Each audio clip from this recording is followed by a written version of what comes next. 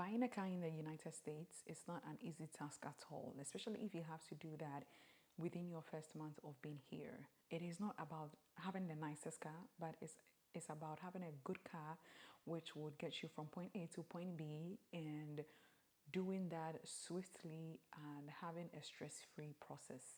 In this video, we're going to be talking about 3 important things that you need to get right before you get to drive your car home, and we're going to make sure that by the end of this video you get to do that process stress-free. Now, the 3 things that we're going to be talking about today are: number 1, getting a driver's license when you get to the United States; number 2, getting the best interest rate and securing financing; and number 3 is going car hunting. Hi, welcome to my YouTube channel. My name is Joy Sapong. If you are new here, welcome to my channel.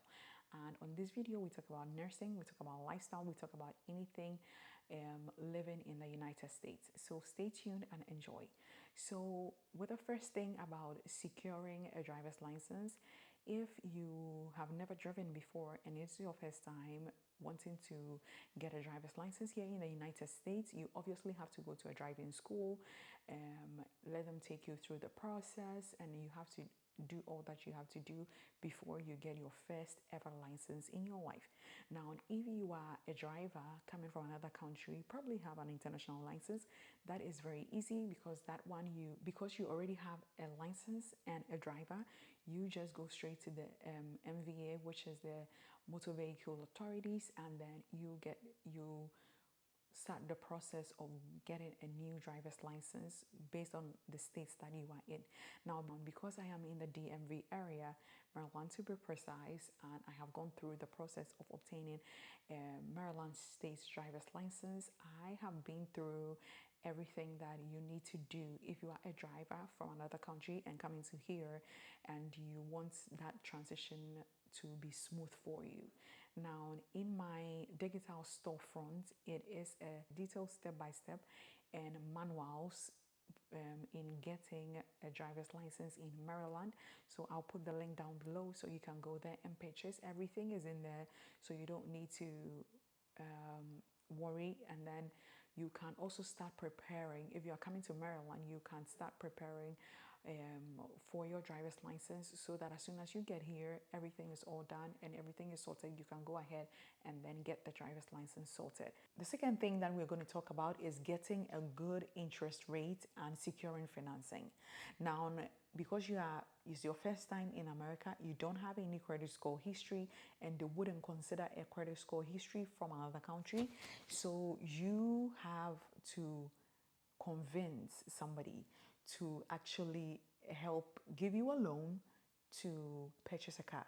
Now, it will be so hard for somebody to put their trust in you, especially the banks. So how they leverage that is by giving you a very high interest rate.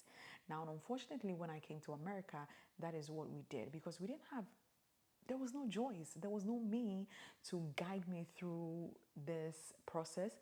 So I struggled, and then I didn't want to go through the hustle. So I just went with an organization that has said they give cars to international nurses who are coming here to work. I just went with them. Now, the unfortunate thing with that was, 1, they had limited cars that you had to choose from. 2, they had also a very high interest rate. So I will not and never advise you or recommend them to anybody to go through that.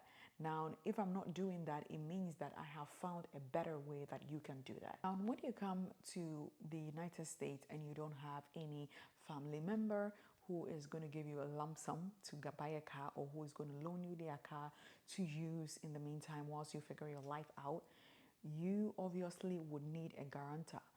Now, everything is set in a way that your employer can make it happen. Now, your employer becomes your guarantor.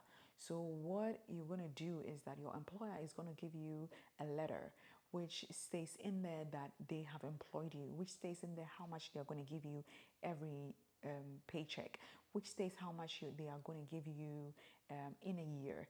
And also they are going to put in that letter that there is an option for an overtime. So in case you want to pick an overtime, you can pick it, which also basically tell people that, oh, this person is going to make enough money, so whatever you use this letter for, that you can bet that this person will be able to pay for whatever.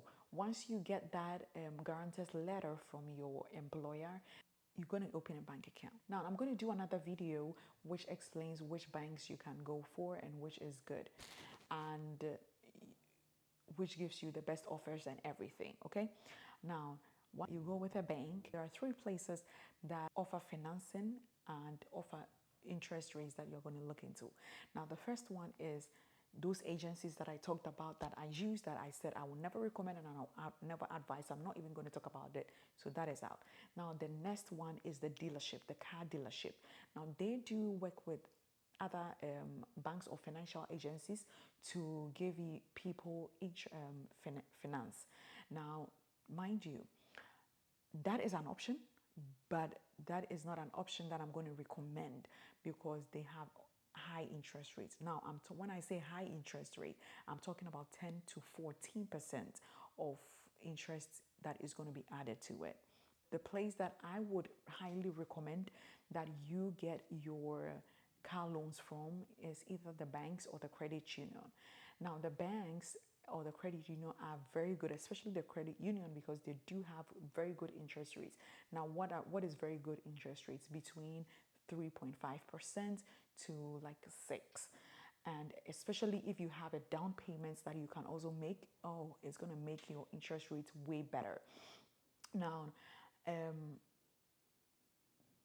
it is also easy to get it from them, whichever bank or whichever credit union you sign up with, because your bank, your guarantor, which is your employer, gave you the guarantor's letter to open the account. So again, once that is already set, they trust you, they believe you, they know where you work, they know you. So it is easy to get you pre-approved for an amount. Now, once you are pre-approved for an amount, it doesn't necessarily mean you have to use the whole amount to purchase the car. You have to assess yourself. How much can I realistically afford? Again, owning a car in America doesn't come with just the price of the car. There are other hidden costs that I'm going to talk about later. It's also going to affect the amount of money that you have at the end of each month. So you have to consider everything, which includes the amount of the car. You have to be realistic about how much you can afford when it comes to buying the car. 1, you have gotten your American driver's license. Number 2, you have been pre-approved for a car loan with a bank or a credit union and you've gotten a very good interest rate. The third thing we are going to talk about is car hunting. Now, when it comes to car hunting, the first question you have to ask yourself, what type of car do I want? Do I want a brand new car or do I want a used car? Now, if you want a used car, mind you, you have to make sure that you are doing your inspection. You have to make sure that the car has passed all the checks. You have to make sure that it is not a stolen car, and any background check that is done is all legit. You have to also make sure that you are buying from a legit place so that nothing comes back to you. Buying a brand new car is straightforward when it comes to, as compared to buying a used car, because then you see that everything on the car is good. You are guaranteed, at least for the next 3 years, you are not going to have any issues. So I would say, depending on what you want, think about it. Okay, so with the car buying process, there are a lot of dealerships that you can go to. A lot. Trust me, at every stone throw you find yourself, there is a car dealership. You can just walk in there. You can ask about the prices. They will ask you if you are pre-approved for a loan, and you can also test drive. Now, and I would say that when you go or finally decide on what car you want to purchase, and they give you the price, it is highly negotiable. You know, people tend to just go with whatever, especially when you are in a new place. You don't know what you can do and what you can't do. So people just go ahead and then purchase whatever amount that is said. No, it is highly negotiable. So you can also negotiate the amount of the car. And most of the times, always you went to whatever price that you call. These are the 3 main things that you have to do before you finally say, hey, I bought a car. Before you drive the car out of the shop, let me give you just a quick reminder of some of the hidden costs that comes with owning a car, which you might have to put in place before you leave the car dealership. Now, one thing is car insurance. You will need a car insurance. There are a lot of insurance providers that your car dealership can provide for you, or I would say, no, do your research and find your own car insurance. Depending on what type of car you have, it would determine the amount that you are going to pay monthly. But if you are, you can, a rough estimate is about 190 to about $250 a month. Another one is registration and title fee, that the car dealer that will be sorted by the car dealership, and they will help you go through all the getting the title and the registration. Now, most of the times, if you finance your cars, you will not get the title until after you fully pay it, then you get your. Another thing is also the sales tax. Now, that will also be calculated and added to the car, obviously driving the price up again. So these are some of the hidden costs. And lastly, maintenance and repairs if you bought a used car, and fuel cost. So these are some of the things that you have to consider when you are buying a car.